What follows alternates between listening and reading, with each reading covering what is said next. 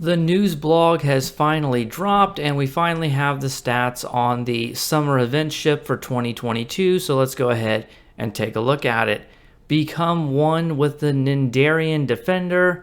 I guess the C is supposed to be silent, but anyway, you guys know what this ship is probably. It's from the pilot episode of TNG, Encounter at Farpoint, where they go out and it's like a puzzle they have to solve where they have this ship and it turns out it's like a giant jellyfish creature thing, and they end up saving it, and I think Troy communicates with it telepathically or something. But in a very strange choice, they've decided to make the fake ship part of it into a playable ship, but you also get the jellyfish mode. And if I remember correctly from that episode, the thing about it is that the bad guy down on the planet was the one forcing this creature to turn into things and make things and use these sorts of magical type powers that it had. And the resolution was to set it free so that it could go, do what it wanted to. And so the idea that now they're just choosing to help us is kind of stupid, to be honest. I really don't like this idea very much. Just saying, well, the character, the writers just say, well, the character decided to help you, so it's okay now, I think is pretty dumb. But the idea of a ship that can turn into a big jellyfish squid thing, I mean, that idea on its own is kind of neat. It's going to be one of the most unique and interesting ships just for that particular reason. But anyway, so you go do your daily events on Ryza, do the Superman 64 rings. I think it's the most fun and probably the quickest.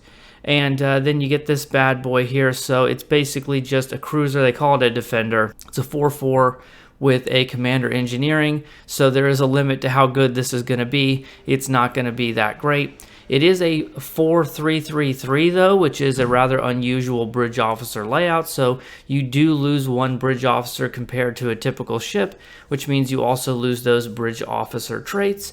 But in exchange, you do get 3 lieutenant commander seats, which is kind of nice. It means you get 4 total lieutenant commander power abilities, which is also kind of nice sometimes.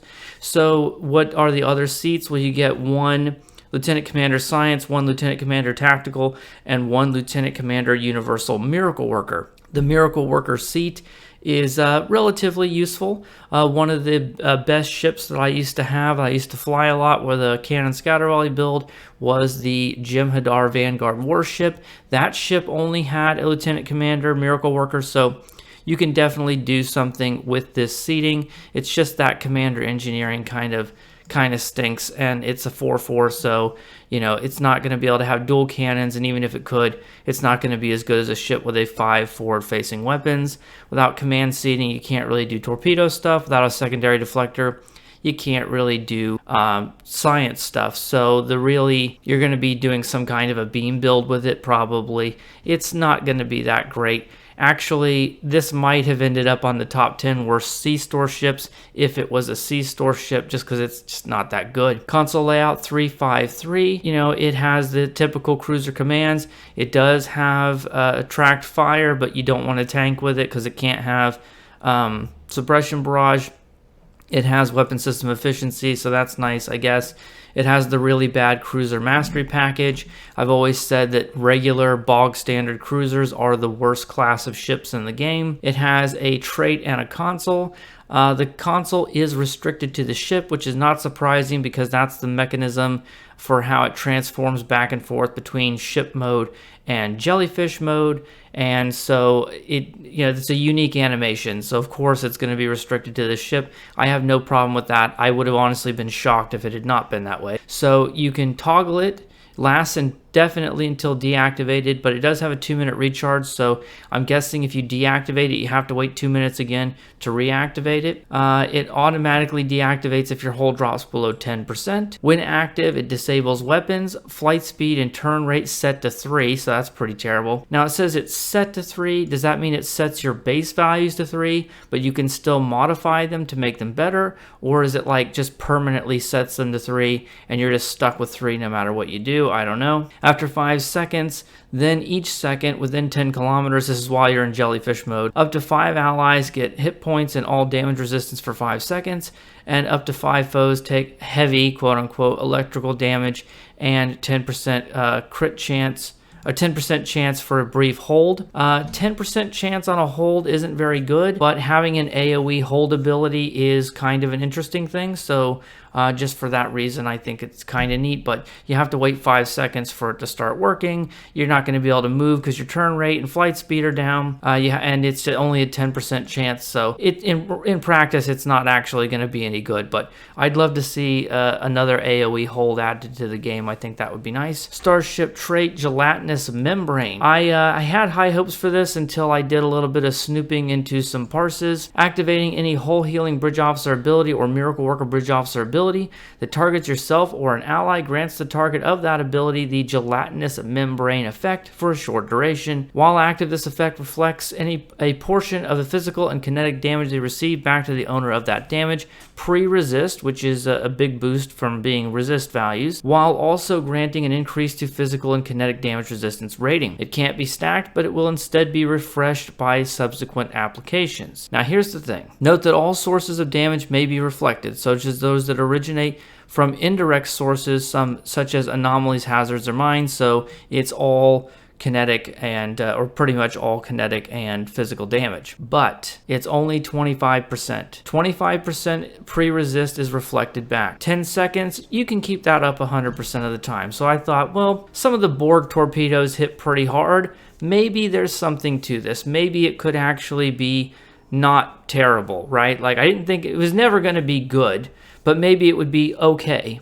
So I took a look at some parses. I took a look at some record parses for different maps, and the most that would have ever done for the tank in any of those runs would have been, because that's the person who's taking most of the damage, would have been like 3k DPS. So it's really, really bad, even though you can take hundreds of thousands of base pre-resist kinetic damage in a run like that.